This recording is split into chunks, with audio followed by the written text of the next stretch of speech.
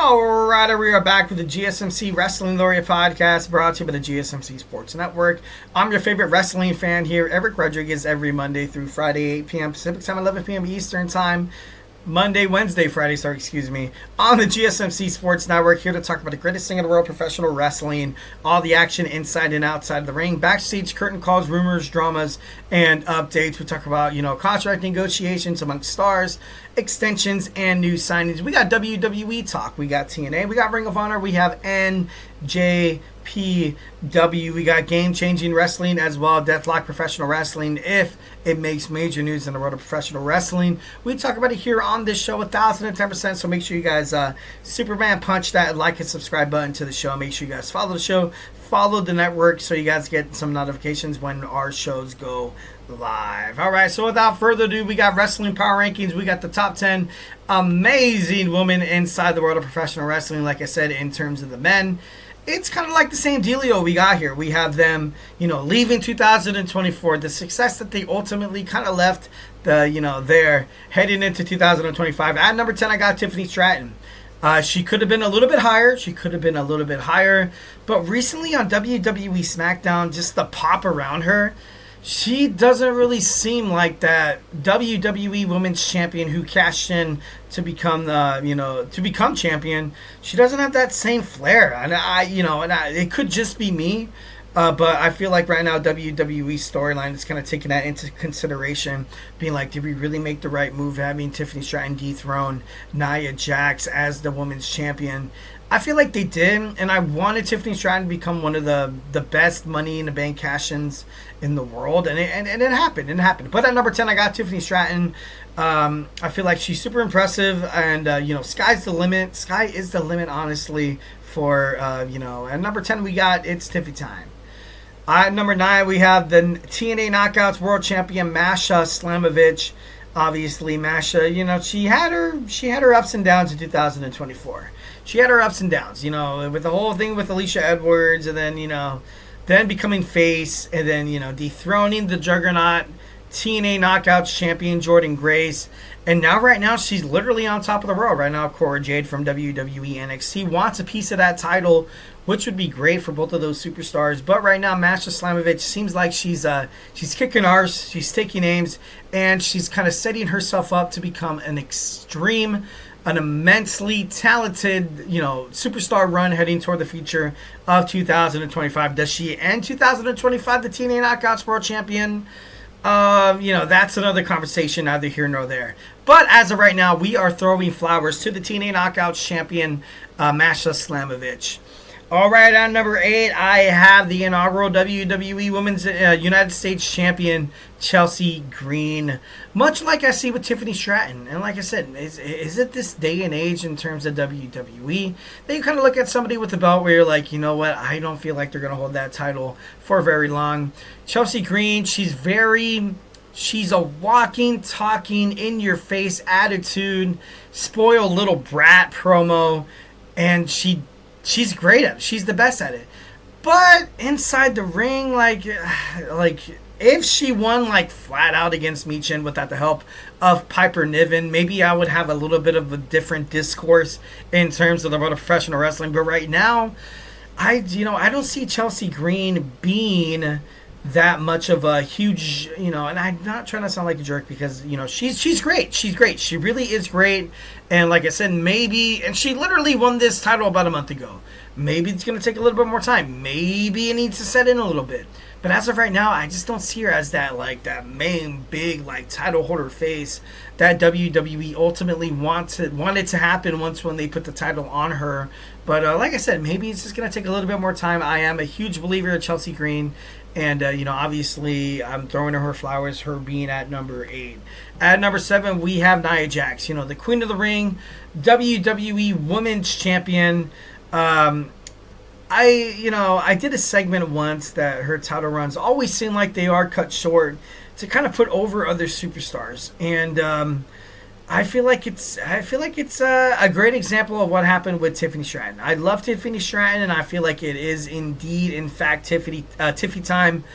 But Nia Jax was such a great champion. She was such a dominant presence, and If Tiffany Stratton defeated Nia Jax, I feel like if she's going to go on to WrestleMania to fight somebody right now, they kind of have her going up against Charlotte Flair in the works. She's gonna have to defeat her. If Charlotte Flair comes out to WrestleMania and just makes a mockery of the WWE Women's Championship on SmackDown by defeating Tiffany Stratton, I gotta be honest, I'm gonna be a little upset. I'll be like, okay, then why didn't you just keep the belt on Nia, have Nia go head to head with Charlotte Flair, and then at the end of WrestleMania you have Tiffany Stratton running down the ramp with the briefcase.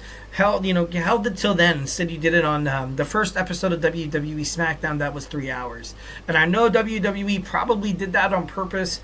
But if you're gonna have Tiffany Stratton lose, I don't know. But we shall find out. We shall find out.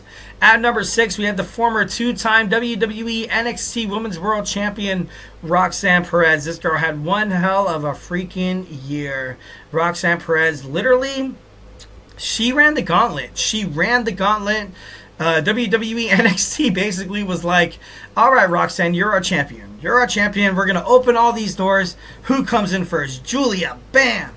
Jordan Grace comes in. Bam. Stephanie Vaquer. Bam. You have the best women's division inside professional wrestling, like literally forcing their names down your throat. And you're just there trying to protect yourself. So Roxanne Perez, obviously, I wanted to put her higher on this list, but obviously there's a lot of other superstars that I kind of had to put a little bit, kind of put forward or higher than Roxanne Perez. But this girl literally took on a lot of international talent. She took on the best that women's wrestling has to offer, retain her title, and she did it with this huge smug smile on her face.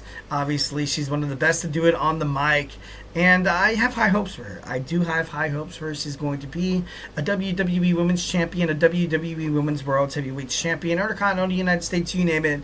You put her on any SmackDown, any Raw, or any wrestling roster, and she automatically has that star power to hold, maintain, but most importantly, build a connection with the fans, whether if it's a heel. I haven't seen, her really that babyface, but it'd be interesting to see her, create a babyface, championship run. That'd be pretty cool.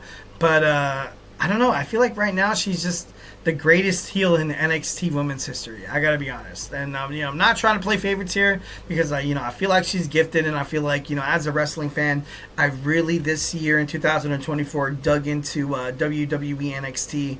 So maybe it might be a little biased here, but overall, this is one of my favorite women's wrestlers of all time. And I've been there, done that, I've seen that. With Lita, Trish Stratus, Victoria. I've seen the Bella Twins. I've seen AJ Lee, and I feel like she's kind of getting her name up there to the point where she's only 23 years old. Holy smokes, that's insane. This girl is literally having success ooze from every single muscle of her body, and she's only going to have more success heading into the future. So throw in some flowers to the former 2-time WWE NXT Women's Champion Roxanne Perez. At number 5, of course, I had to do it. I'm sorry, Roxanne Perez. I doubt you're watching this. But we got Julia. Julia, the pretty madness. She's achieved success every single place she's gone. Internationally, with Stardom. Now on WWE NXT, she's winning titles here and there and here and there. You can't help but to believe that WWE, with this new intervention being, of course, a partnership with Monday Night Raw streaming live on Netflix. Netflix can be accessed through 1,000 or more countries. I know WWE is live in over 180 countries. I feel like with the addition, with the push of all the partners, of everybody on the board in terms of Netflix, when they decided to create this partnership with WWE and be like, yeah, you know what, let's let these guys stream. It's going to be awesome. And a lot of people we're going to have a lot more wrestling fans, and I love it. I absolutely love it because I've been a huge dork for professional wrestling my whole entire life. Really, honestly, professional wrestling, it's the glue for strangers, and I know that might not make a lot of sense, and I'm going to tell a little story here, a little side note. One time I took my kids to Disneyland, and I was standing in line, and I was like, man, you know how those long rides are. You know how those long lines. Oh, we have a 45-minute wait, and then somebody with a little keychain or a lanyard's like, okay, this is for you. And it's like, okay, what's this for? Oh, you're our hour wait line like marker. So when you get there, it's gonna be like, oh, it's gonna be an hour late now. So you're like, oh, cool, thanks. One time when I went to Disneyland, I saw this guy with I was wearing a Seth Rollins shirt. I was wearing a Seth Rollins shirt, and the other guy was wearing I think he was wearing a Bret the Hitman Hart. I think it was. I'm not too sure. Then he came up to me and he was like, "Hey," and I was like, "Oh crap! Did I cut this guy in line or something like that? Did I like step on his popcorn? Is there Mickey Mouse ears somewhere under me?" And then he started talking to me about professional wrestling. He's like, "Hey man, do you think Seth Rollins is going to?" I think it was at the time where he was fighting. I think he was fighting Brock Lesnar. I'm not too sure. And I was like, dude. And then we started talking wrestling. We were babbling about like little freaking schoolgirls about professional wrestling, having a good time. It got to the point where we got to the front of the line, and I didn't want to go to the ride. I was like, dude, honestly, this conversation we're having in this long ass line is more fun than this. Did I seriously wait an hour for like the teacups right now? I'm just kidding. No, but no, it's cool. It's super cool to run into a wrestling fan. I definitely love it. And with WWE going more international, I feel like it's gonna create more connection between people, and I feel like it's super awesome. At number 4, I got Lyra Valkyria, NXT champion. She was the runner-up with the women's Queen of the Ring, obviously losing up against Nia Jax.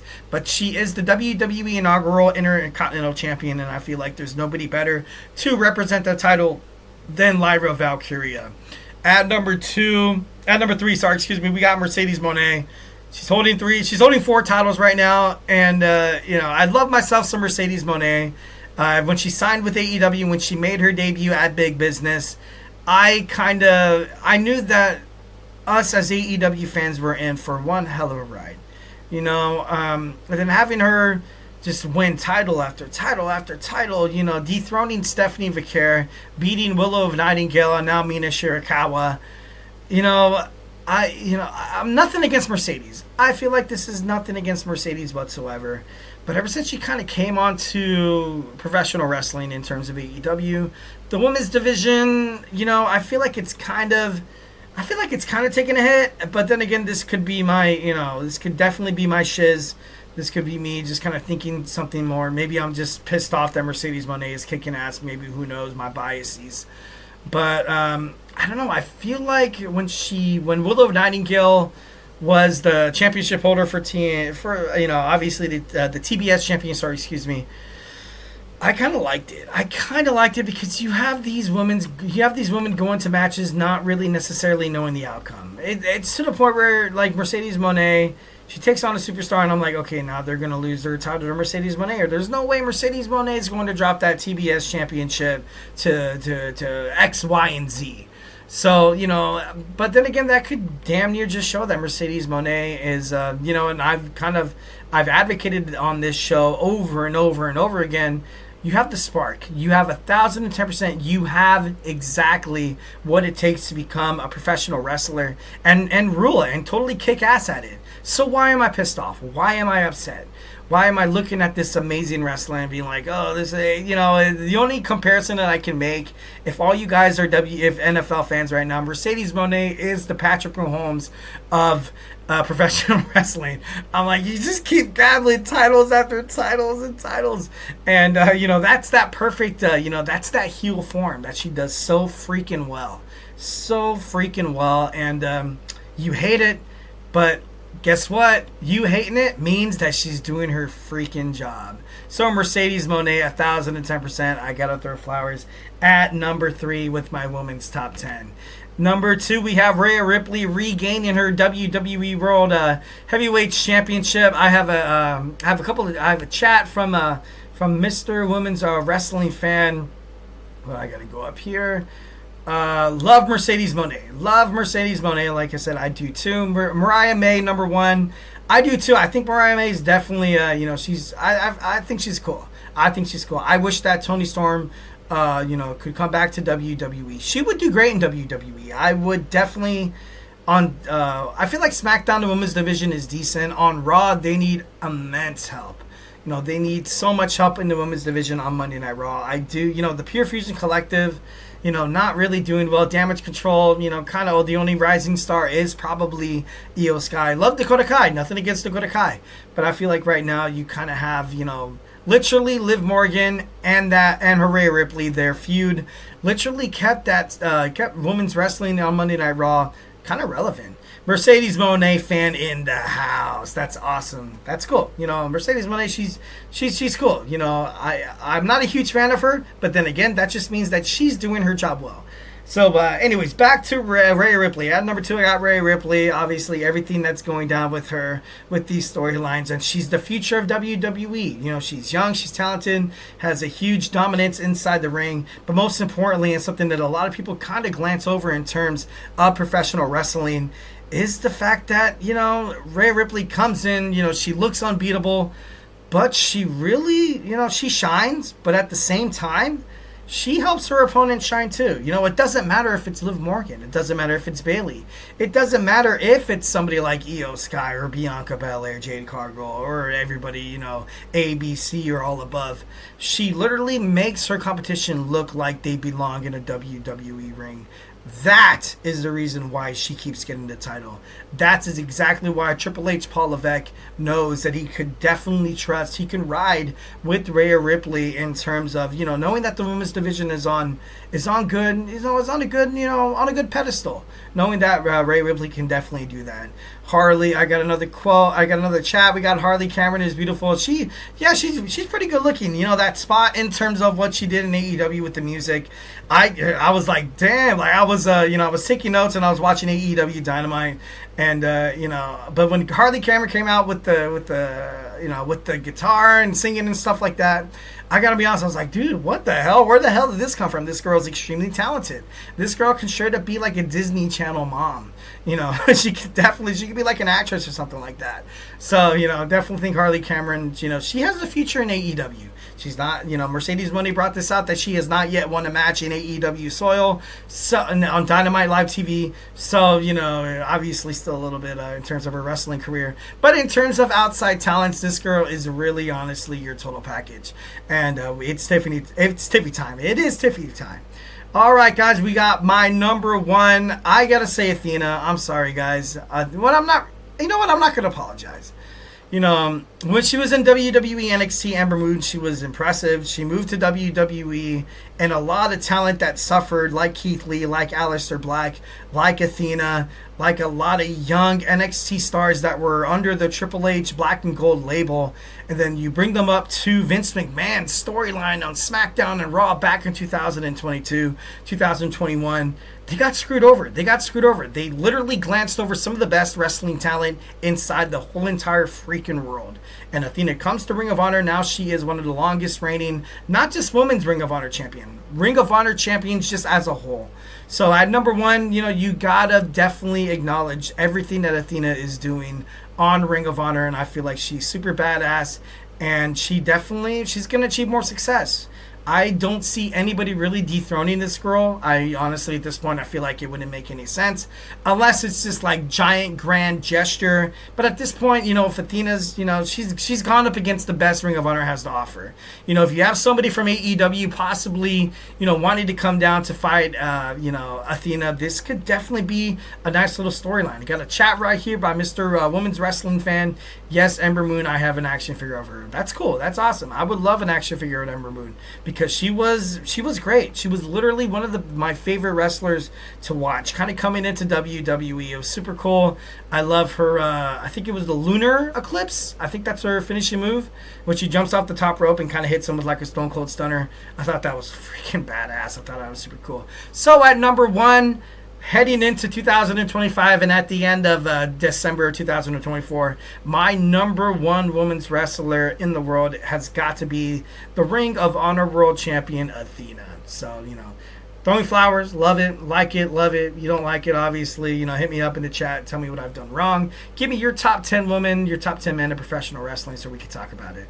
All right, guys, so hey, that's it for me today. I hope you guys had an amazing time. I hope you guys had a fun time watching the program. Remember to Superman punch that like and subscribe button to the show. Follow us on Twitter /X, Instagram, TikTok, and Facebook for more content and updates. And like I always say, if I have not made you a wrestling fan by now, we got all these other podcasts. We got college sports. We got football. We got all around sports. We got hockey, baseball, basketball, you name it, tennis, you name it. We talk about it here on this show, on this broadcasting network, on this YouTube channel. So make sure you guys don't miss out. I give you the Eric Rodriguez guarantee that you will never ever regret subscribing to such an amazing, such a diverse network in terms of sports and just all around podcast.